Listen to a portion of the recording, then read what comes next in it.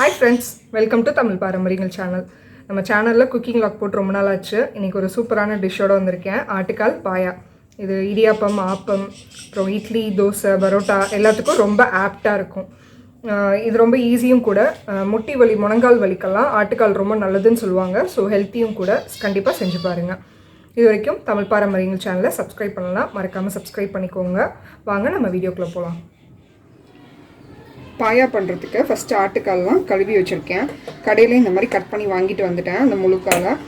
இது வந்து மஞ்சத்தூள் உப்பு போட்டு சுடுதண்ணி ஊற்றி ஒரு 3-4 தடவை வாஷ் பண்ணி வச்சுருக்கேன். நீங்கள் வாங்கிட்டு வந்தோன்னா ஃபஸ்ட்டு ஒரு 10 நிமிஷம் சுடுதண்ணியில் இது கொஞ்சம் நேரம் ஊற விட்டுருங்க. அதுக்கப்புறம் வந்து இந்த மேலே அந்த ரொம்ப கருப்பாக இருந்து நமக்கு வாட்டி கொடுப்பாங்க இல்லையா, அந்த ரொம்ப கருப்பாக இருந்து ஸ்கின் அந்த ஹேர்லாம் இருந்ததுன்னா அதை லைட்டாக கத்தி வச்சு இப்படி சொரண்டிங்கன்னா போயிடும். அதை பண்ணிவிட்டு அதுக்கப்புறமா நம்ம ஆட்டுக்கால் பாயாக்க ரெடி பண்ணிடலாம். இது வந்து நான் நல்லா கழுவி காய வச்சு வெயிலில் காய போட்டு எடுத்திருக்கேன். அதனால இது வந்து எனக்கு ஸ்மெல் ரொம்ப வராது. அங்கங்கே கருப்பாக இருந்தாலும் ஸ்மெல் ரொம்ப இருக்காது. இப்போ எப்படி பண்ணலான்னு பார்க்கலாம். இப்போ ஆட்டுக்கால் அவிய விட போகிறோம். குக்கர் வச்சுருக்கேன். கால்லாம் போட்டுக்கலாம். இது கூட ஒரு வெங்காயம் ஸ்லைஸாக கட் பண்ணி வச்சுருக்கேன். அடுத்து வந்து ஒரு தக்காளி போட போகிறேன். இது கூட இஞ்சியும் பூண்டும் வந்து அப்படியே ஃபுல்லாக உரிச்சு வச்சுருக்கேன். தோல் உரிச்சு வச்சுருக்கேன். இதையும் போட போகிறேன். அப்புறம் கொஞ்சம் உப்பு கொஞ்சமாக போடுறேன். ஏற்கனவே வந்து நான் உப்பு போட்டு மஞ்சள் தடவி தான் காய வச்சுருக்கேன். அதனால் கொஞ்சமாக உப்பு போடுறேன். இது கூட கொஞ்சம் புதினா போட்டால் ஸ்மெல் ரொம்ப நல்லாயிருக்கும். இது கூட மஞ்சள் தூள். இப்போது இதை மூழ்கிற அளவுக்கு தண்ணி ஊற்றி வச்சுட்டு இதை ஒரு 12லேருந்து ஒரு 15 சவுண்டு வேக விட போகிறேன். இது எனக்கு நல்லா காஞ்சிருச்சுங்கிறனால நான் ஒரு 15 சவுண்ட் சொல்கிறேன். மேக்ஸிமம் 10லேருந்து 12 சவுண்டாவது விட்டால் தான் அது நல்லா வேகும்.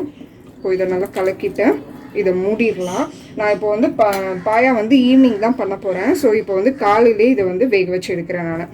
நீங்கள் வந்து வச்சுட்டு உடனே பண்ணுறதுனாலும் பண்ணலாம். இல்லை வந்து கொஞ்சம் நேரம் இப்போ நான் எதுக்குன்னா அந்த எசன்ஸ் நல்லா இறங்கும். ஸோ அதனால தான் நான் ஈவினிங் பண்ண போகிறேன். இப்போ இது ஒரு 12 விசில் வந்ததுக்கப்புறம் நான் அதை காமிக்கிறேன். வேக வச்சோம் இல்லையா, அதை தனியாக நான் இப்போ ரெடியாக எடுத்து வச்சுருக்கேன். ஆட்டுக்கால் பாயா பண்ணுறதுக்கு நம்ம ஒரு பேஸ்ட் ரெடி பண்ணிக்கலாம். என்னென்ன அரைக்கணும்னு சொல்லிடுறேன். ஃபஸ்ட்டு வந்து தேங்காய் வந்து ஒரு 1/4 கப் அளவுக்கு தேங்காய் எடுத்திருக்கேன். நான் வந்து பல்லாக நறுக்கி வச்சுருக்கேன். அதை சேர்த்துக்கிறேன். அது கூட அப்புறம் பச்சை மிளகா வந்து நான் 3 ஆட் பண்ணுறேன். இதில் வேறு எதுவும் காரம் நம்ம சேர்க்கலை. பச்சை மிளகாவும் பெப்பர் மட்டும்தான். அதனால் நீங்கள் வேணும்னா கூட ஆட் பண்ணிக்கோங்க. 6லேருந்து 7 மிளகா கூட ஆட் பண்ணிக்கலாம், நல்லா காரமாக சாப்பிடுவீங்கன்னா.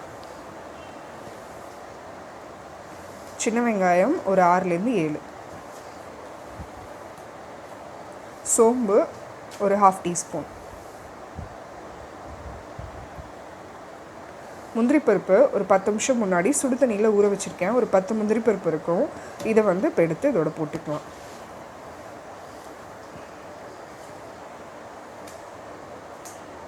இது வந்து கசகசா. இதுவும் ஒரு 10 நிமிஷம் முன்னாடியே ஊற வச்சுருக்கேன். 1 டீஸ்பூன் கசகசா. இதையும் தண்ணியோடய ஆட் பண்ணிக்கலாம். இப்போ இதை ஃபைன் பேஸ்ட்டாக அரைக்கணும்.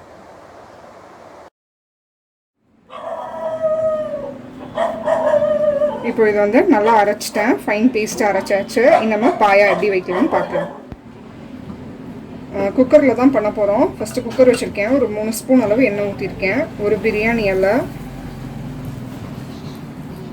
பட்டை, 4 கிராம்பு, 2 ஏலக்காய் வாசனைக்காக அதை போட்டுட்டு ஒரு 1/2 டீஸ்பூன் வந்து சோம்பு.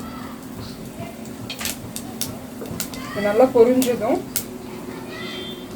வெங்காயம் நல்லா நான் சாப்பரில் போட்டு கொஞ்சம் நல்லா ஃபைனாக சாப் பண்ணி வச்சுருக்கேன். வெங்காயம் நல்லா வதங்கணும், அதுக்காக தான் நான் சாப்பரில் போட்டு எடுத்துட்டேன்.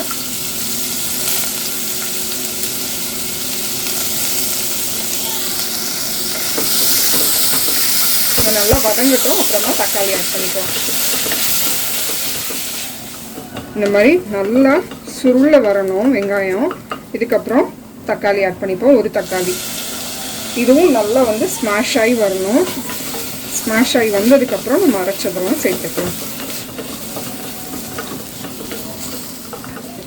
இப்போ தக்காளியும் நல்லா வதங்கிருச்சு. இப்போ வந்து நம்ம அந்த ஆட்டுக்கால் எடுத்து வச்சோம் இல்லையா, அதையும் இதோட ஆட் பண்ணிடலாம்.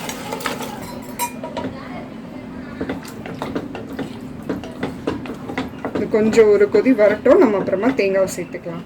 இது கூட இப்போ பெப்பர் வந்து ஒரு 1/2 ஸ்பூன் சேர்த்துக்கிறேன். பெப்பர் வந்து வறுத்து அரைக்கிறதுனால அரைச்சிக்கோங்க, இல்லை ட்ரையாக அரைக்கிறதுனால அரைச்சிக்கோங்க. நான் வறுத்து தான் அரைச்சிருக்கேன். ஜீரகத்தூள் ஒரு 1/2 ஸ்பூன் சேர்க்குறேன். இதுவும் வறுத்து அரைச்சது தான்.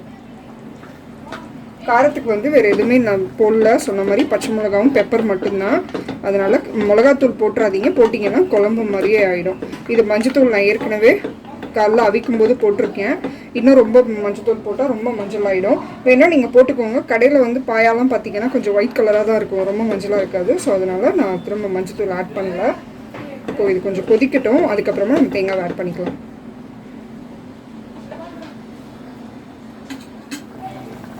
கொதிக்க ஆரம்பிச்சிருச்சு, தேங்காவை ஆட் பண்ணிக்கிறேன். தண்ணி வந்து இந்த மிக்ஸி ஜார் மட்டும் கழுவிட்டு இந்த தண்ணியை மட்டும் ஊற்ற போகிறேன்.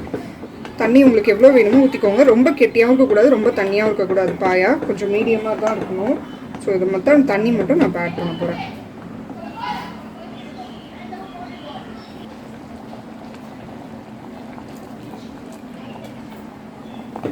ரொம்ப கெட்டியாக இருந்ததுன்னா இன்னும் 1 கப் தண்ணி கூட ஆட் பண்ணிக்கோங்க. இப்போது உப்பு வந்து எதுலேயுமே போடல, அந்த ஆட்டுக்கால் அவிக்கும் போது தான் போட்டோம். என்னோடதும் வந்து நான் சொன்ன மாதிரி மஞ்சள் உப்பு வந்து தடவி காய வச்சனால அதில் உப்பு இருக்குது. அதனால நான் கொஞ்சமாக தான் உப்பு போட போகிறேன். இப்போது உப்பு கொஞ்சம் போடுறேன், கல்லுப்பு. ரொம்ப கெட்டியாக இருக்குது, அதனால் இன்னும் கொஞ்சம் தண்ணி மட்டும் ஊற்றுறேன் நான். இப்போ இது ஒரு 2 சவுண்டு இல்லை 3 சவுண்ட் வந்தால் போதும், நம்ம பாயா ரெடி ஆகிடும். விசில் வந்ததுக்கப்புறம் நான் காமிக்கிறேன். இப்போ வந்து ஒரு 3 சவுண்டு வச்சு எடுத்தேன். இப்போ பார்த்துடலாம். பாயா ரெடி ஆகிடுச்சு.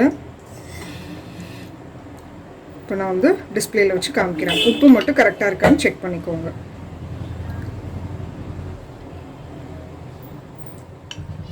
ஆட்டுக்கால் பாயா ரெடி ஆகிடுச்சு.